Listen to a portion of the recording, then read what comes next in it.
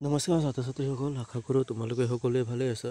মই আজি তোমালোকৰ বাবে নৱমমান শ্ৰেণীৰ লোক সংস্কৃতি নামৰ পাঠটোৰ সকলোবোৰ প্ৰশ্ন উত্তৰ লৈ আনিছোঁ।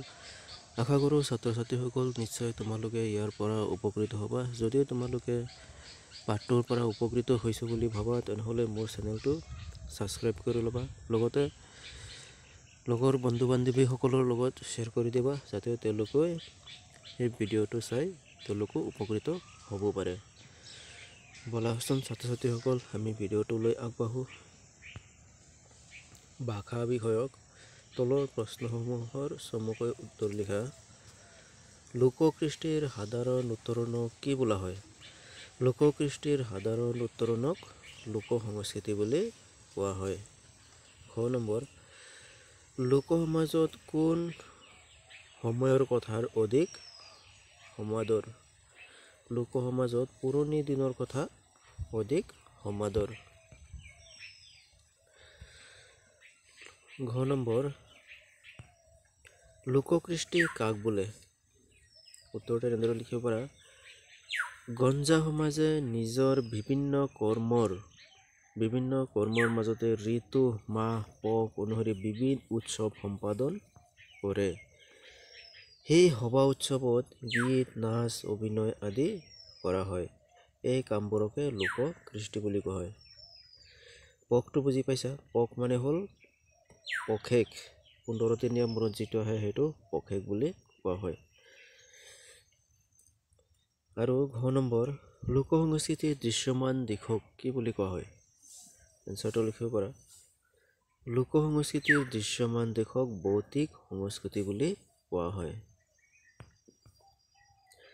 ইয়াৰ পিছত অংগ নম্বৰটো আছে,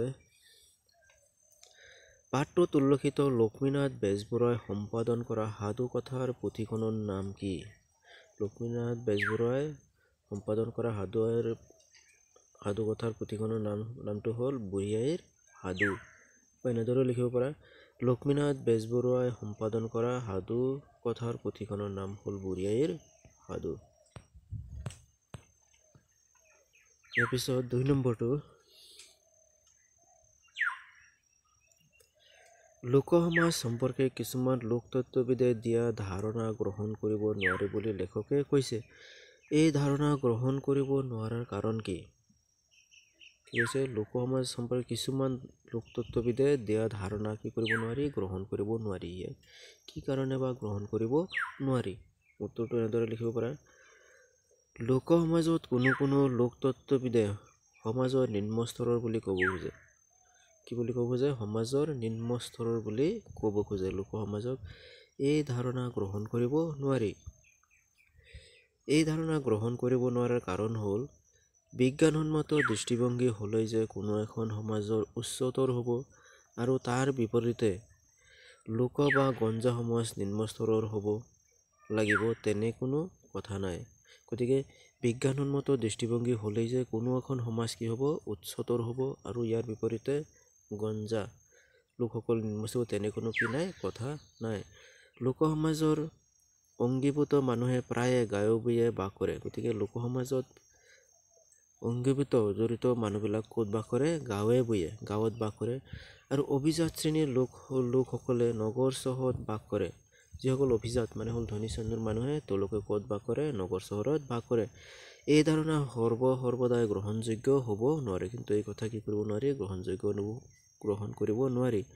কাৰণ গাঁৱতো কি কৰে? শিক্ষিত মানুহে বাস কৰে। 3 নম্বৰ, চমু টোকা লিখিব লাগিব। নিচুকনি গীত, মালিতা বা কাহিনী গীত, সাঁথৰ, জনশ্ৰুতি, জিকিৰ, দেহ বিচাৰৰ গীত, হুঁচৰি গীত। আমি এটা এটাকৈ ব্যাখ্যা কৰিম। নিচুকনি গীত। নিচুকনি গীতনো কি?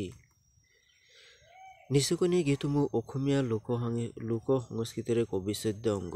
অসমীয়া লোক সমাজৰ কি এটা অবিচ্ছেদ্য অংগ? অতীজৰ পৰাই গীতসমূহে সমাজত জনজীৱনত এক প্ৰভাৱ পেলাইছে। অতীজৰ পৰাই আমাৰ সমাজত এটা কি বৈ আহিছে?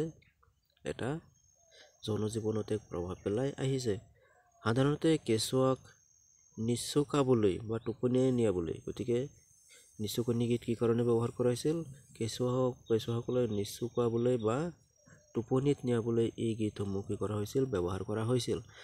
বাবে ইয়াক নিচুকনি গীত বুলি কোৱা হৈছে। সেইকাৰণে ইয়াক কি বুলি কোৱা হৈছে? নিচুকনি গীত বুলি কোৱা হৈছে।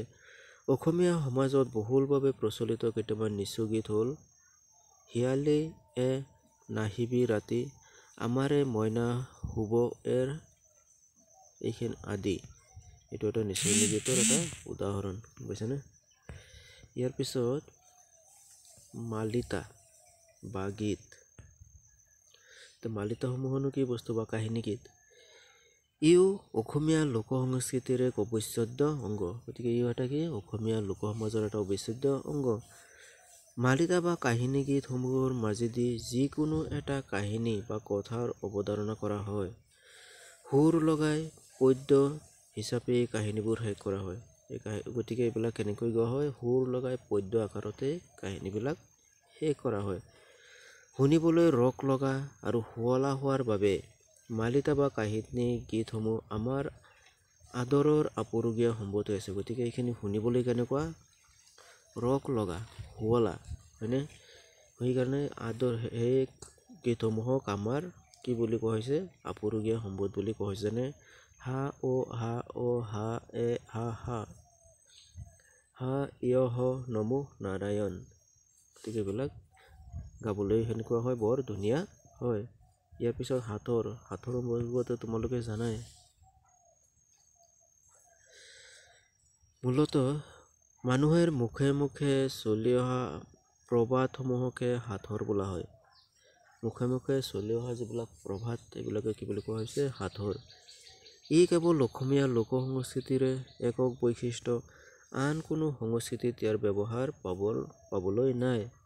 গতিকে এই সংস্কৃতিৰ একক বৈশিষ্ট্য, আন কোনো সংস্কৃতিত ইয়াৰ কি নাই? ব্যৱহাৰ দেখিবলৈ পোৱা নাযায়।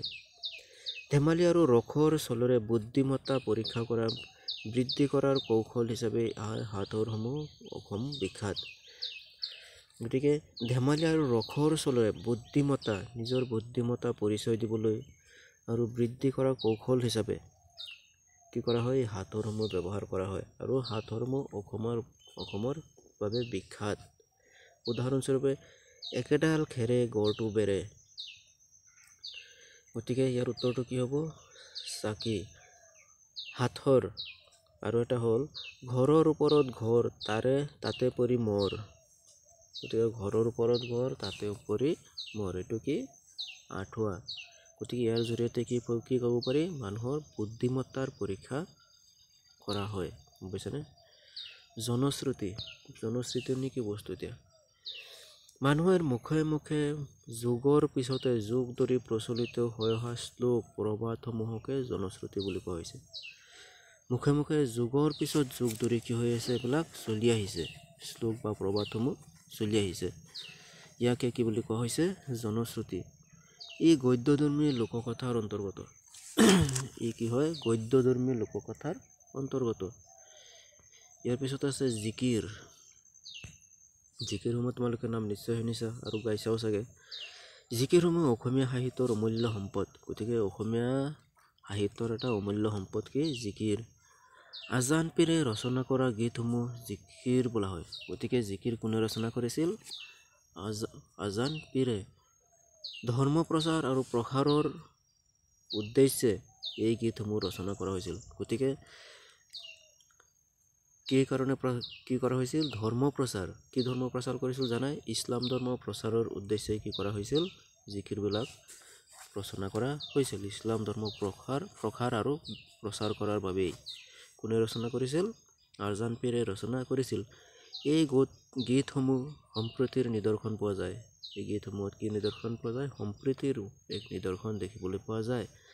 যেনে মোৰ মনত ভেদভাৱ নাই অ' আল্লাহ, মোৰ মনত হিৰ-পৰ নাই অ' আল্লাহ, হিন্দু কি মুছলমান একে আল্লাহৰ সন্তান, মোৰ মনত একেটি ভাই। এইবিলাকক কি বুলি কোৱা হৈছে? জিকিৰ বুলি কোৱা হৈছে।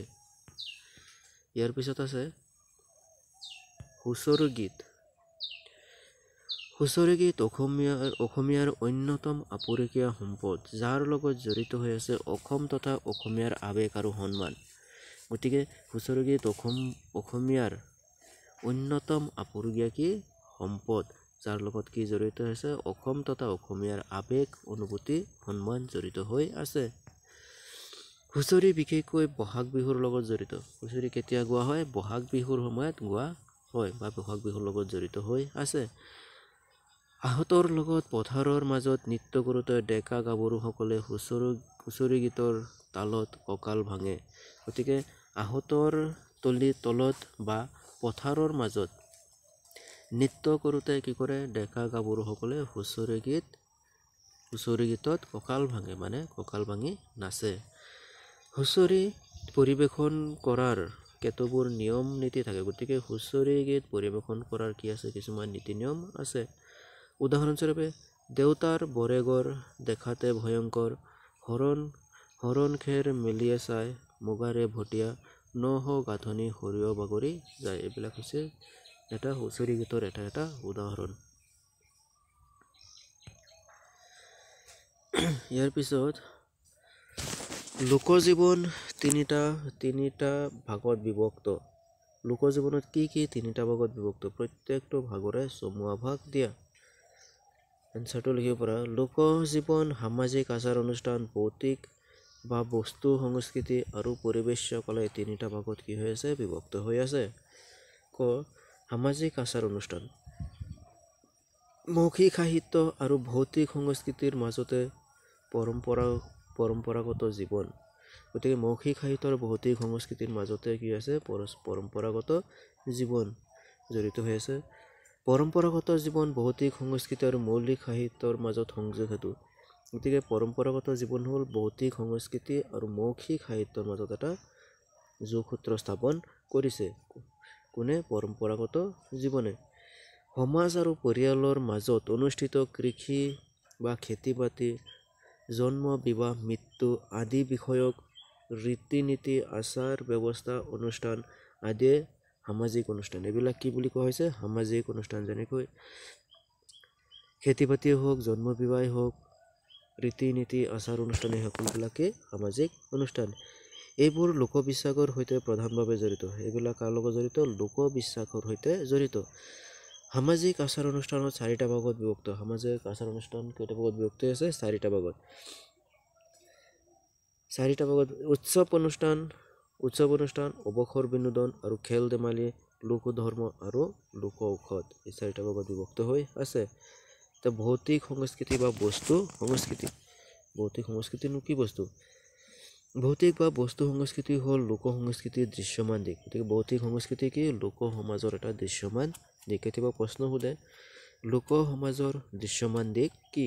তেনেহ'লে কি বুলি ক'ব লাগিব? ভৌতিক সংস্কৃতি বা বস্তুনিষ্ঠ সংস্কৃতি।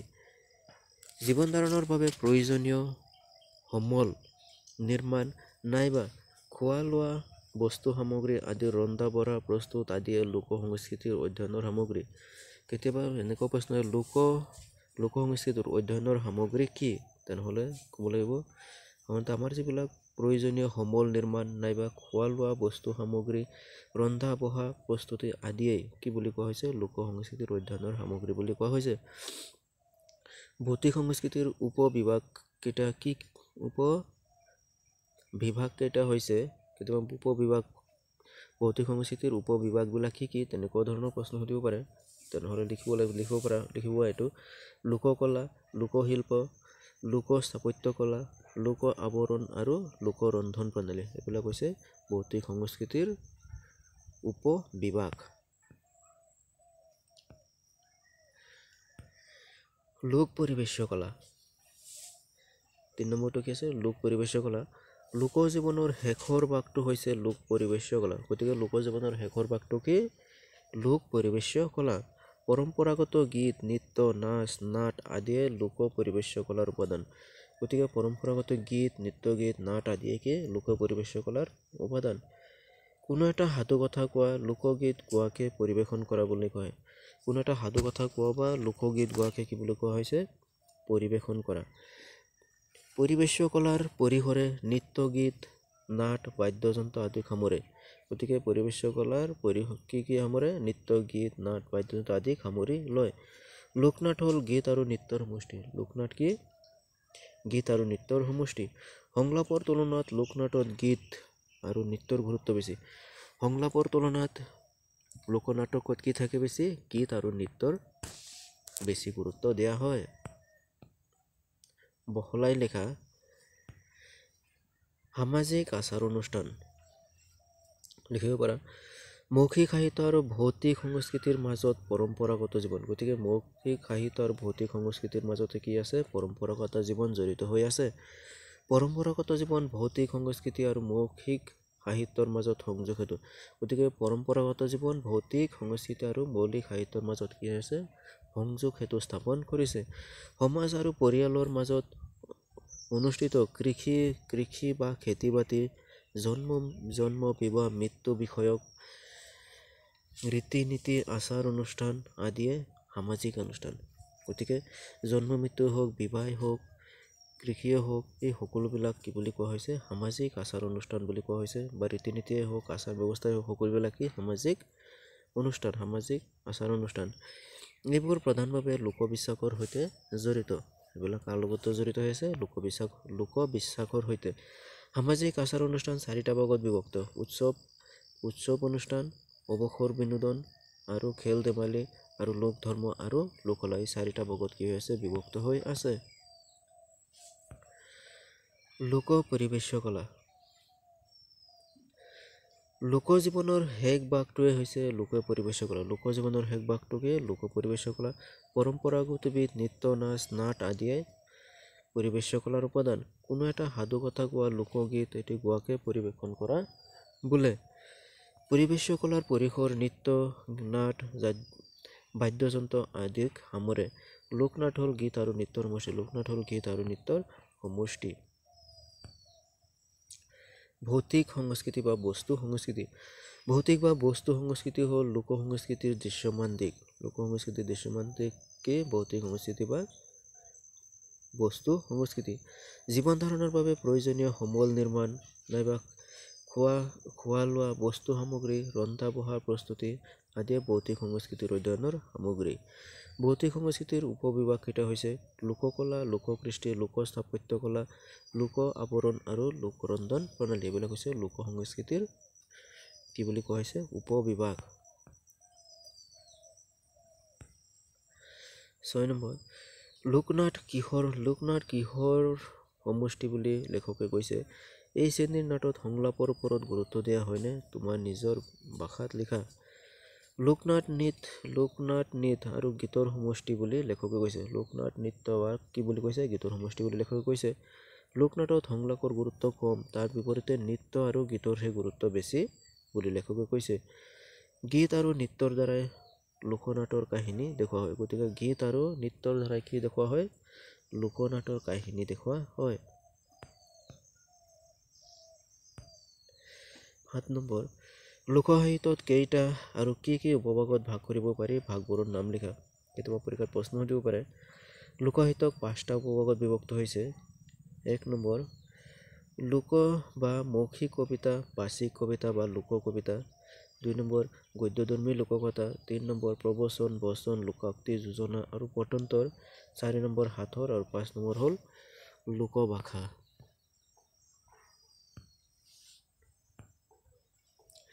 8 নম্বৰ, ভৌতিক বা বস্তু সংস্কৃতিৰ অধ্যয়নৰ বিষয়বস্তু বা সামগ্ৰী কি? ইয়াৰ উপবিভাগবোৰ কি? উত্তৰটো লিখিব পাৰা। জীৱন ধাৰণৰ বাবে প্ৰয়োজনীয় সমল নিৰ্মাণ, খোৱা লোৱা বস্তু সামগ্ৰী আদিৰ ৰন্ধা বঢ়া প্ৰস্তুতি আদিয়ে কি বুলি কৈছে? লোক সংস্কৃতিৰ অধ্যয়নৰ সামগ্ৰী।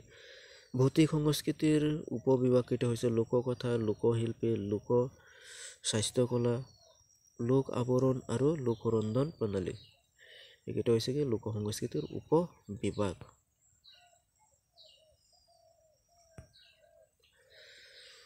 অ মাই জহুৱা হে মাইহে জহুৱা গীতটো কোনে লিখিত ৰূপ দিছে? এইটো লিখিত ৰূপ কোনে দিছিল? ভূপেন হাজৰিকাই। তাৎপৰ্য ব্যাখ্যা কৰা। ক নম্বৰ, লোক সংস্কৃতি পুৰণি হৈও নতুন। আনচাৰটো লিখিব পাৰা। লোক সংস্কৃতিৰ উপাদানসমূহ প্ৰধানতঃ মানুহৰ মুখে মুখে যুগে যুগে পৰম্পৰাগতভাৱে চলি অহা। গতিকে লোক সংস্কৃতিৰ উপাদানসমূহ মানুহৰ মুখে মুখে চলি আহিছে আৰু যুগে যুগে পৰম্পৰাগতভাৱে চলি আহিছে। লোক সংস্কৃতিৰ অন্তৰ্গত আহিলাসমূহ লোক অন্তৰ্গত আহিলাসমূহ যেনে লোকগীত, হুঁচৰি গীত, বিহুগীত, বিয়ানাম, লোকনাট, জিকিৰ, মালিতা বহু যুগৰ পৰাই মুখে মুখে চলি আহিছে আৰু চলি যাব। কেৱল মাত্ৰ এটা পীৰৰ পৰা আন এটা পীৰলৈ, এটা পীৰৰ পৰা নাই, এটা প্ৰজন্মৰ পৰা আন এটা প্ৰজন্মলৈ কি হৈছে সম্প্ৰসাৰিত হৈ আছে। এনে হওঁতে ক'ৰবাত ই হয়তো ৰূপ সলাই নতুন ৰূপো লৈছে। শিক্ষিত লোকৰ হাতত পৰি আধুনিক বা সম্পাদিত ৰূপো পাইছে। উদাহৰণস্বৰূপে লক্ষ্মীনাথ বেজবৰুৱাদেৱে বুঢ়ী আইৰ সাধুখন সম্পাদিত কৰি নতুন ৰূপত প্ৰকাশ কৰি উলিয়াইছে। অথচ ইয়াত থকা সাধুসমূহ কিন্তু যুগে যুগে আইতাসকলৰ মুখে মুখে চলি অহা সাধুৱেই। গতিকে কি কৰি আছিল? যুগে যুগে আইতাসকলৰ মুখে এইটো চলি আহিছিল। এনেদৰে অ' মাই জহুৱে সংগীতটিও ডক্টৰ ভূপেন হাজৰিকাদেৱে নতুনকৈ লিখি গাইছিল।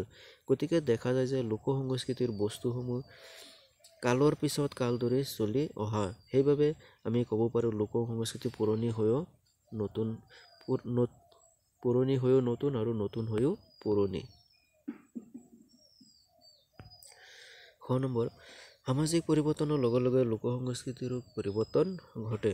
লোক সংস্কৃতিৰ উপাদানসমূহ মানুহে সমাজ তথা সময় সাপেক্ষে নিজৰ মতে গঢ় দিয়ে। কালৰ বিৱৰ্তনত এই উপাদানসমূহৰো ৰূপান্তৰ ঘটে। শিক্ষিত মানুহৰ হাতত পৰি উপাদানসমূহ আধুনিক ৰূপ পায়। সেইবাবে আমি ক'ব পাৰি পৰিৱৰ্তনৰ লগে লগে লোক সংস্কৃতিৰো পৰিৱৰ্তন ঘটে। 11 নম্বৰ, কি কাৰণে দন্ত্যান্ন আৰু মূৰ্ধন্য হৈছে কোৱা? কৃষি। ক বা ৰৰ পিছত প্ৰত্যয়ৰ দন্ত্যাংশটো কি হয়? মূৰ্ধন্যাংশ হয়। অনুষ্ঠান। ইকাৰান্ত বা উকাৰান্ত উপসৰ্গৰ পিছত থকা স্থা ধাতুৰ দন্ত্যাংশটো মূৰ্ধন্যাংশ হয়। ৰৰ পিছত থকা বা ৰি, ৰ আৰু মূৰ্ধন্যাংশৰ পিছত থকা দন্ত্যাংশটো কি হয়? মূৰ্ধন্য হয়। আহৰণ। একেটা পদত থকা ৰি, ৰ আৰু মূৰ্ধন্যাংশৰ পিছত বা ৰৰ পিছত থকা দন্ত্যাংশটো মূৰ্ধন্য হয়। এনেদৰে তোমালোকে লিখিব পাৰা। ইয়াৰ পিছত বিপৰীত অৰ্থক শব্দ লিখিব লাগে। বিশ্বাস, অবিশ্বাস, মৌখিক, লিখিত, সংযোগ, বিচ্ছেদ, প্ৰয়োজনীয়, অলাগতিয়াল, জন্ম, মৃত্যু, উচিত, অনুচিত। ইয়াৰ পিছত আছে সমাৰ্থক শব্দ লিখা।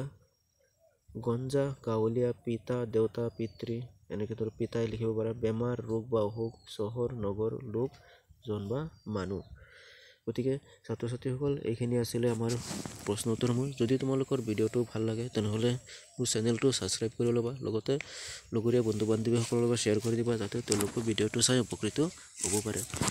গতিকে ছাত্ৰ ছাত্ৰীসকল, তোমালোকে ভিডিঅ'টো শেষলৈকে চোৱাৰ বাবে সকলোকে ধন্যবাদ। জয় আই অসম।